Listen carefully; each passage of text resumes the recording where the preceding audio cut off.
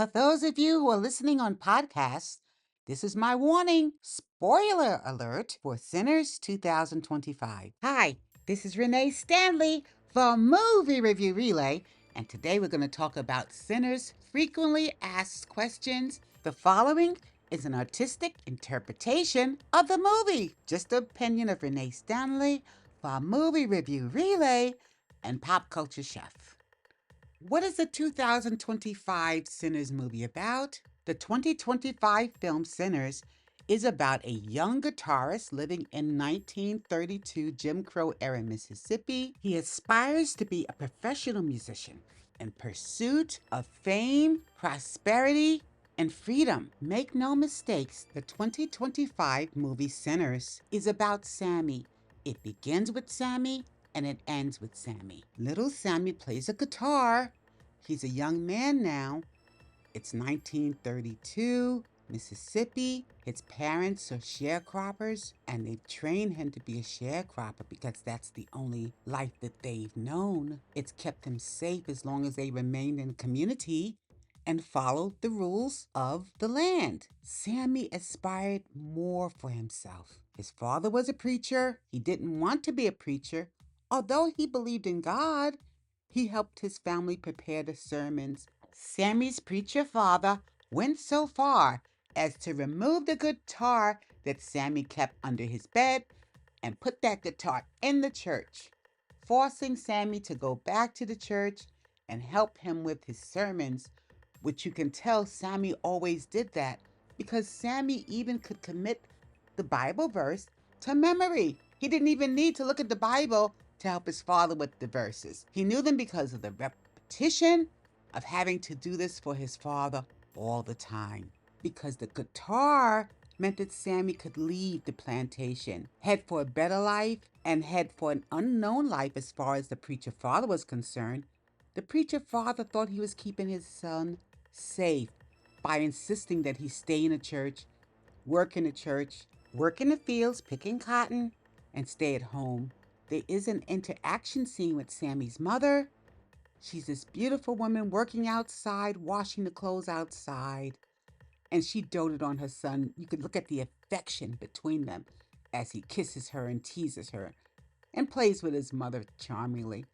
Sammy looks to be 19, maybe 20 years old, maybe 18, I don't know, maybe younger. But in those days, you were more mature at a younger age. You had to be because the world was so different than it is now. Make no mistakes. This is little Sammy's story. It's not the story of the twins. The reason why you have Michael Jordan taking the lead title is because he's the star. He's a bona fide movie star that will bring seats and tickets into the theaters. He can draw the box office. That's why the story mostly was marketed toward these two twins as opposed to little Sammy, played by Miles Caton. And not too many moviegoers know who Miles Caton is, but I promise you, almost every moviegoer knows who Michael B. Jordan is.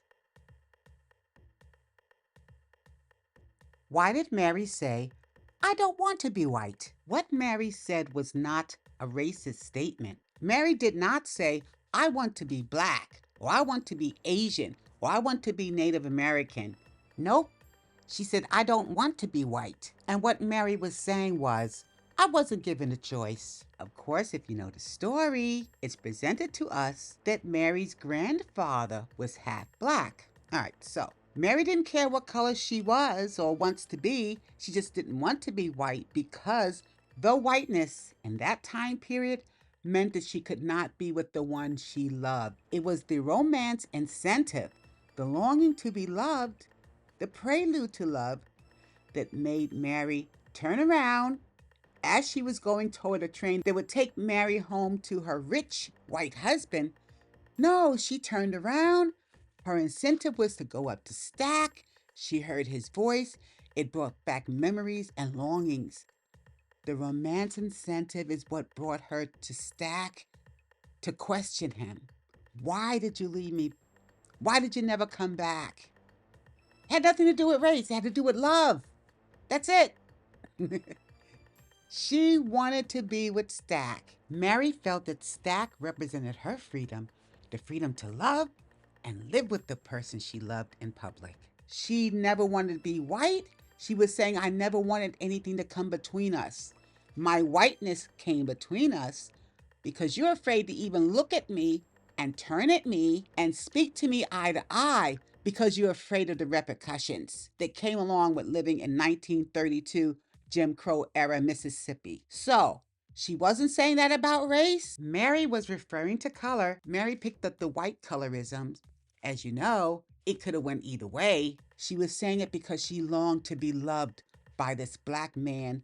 Mary thought about it. How could they live and love in public without the mortal dangers of the Jim Crow era? The only way she could have done it is if she were a black woman too.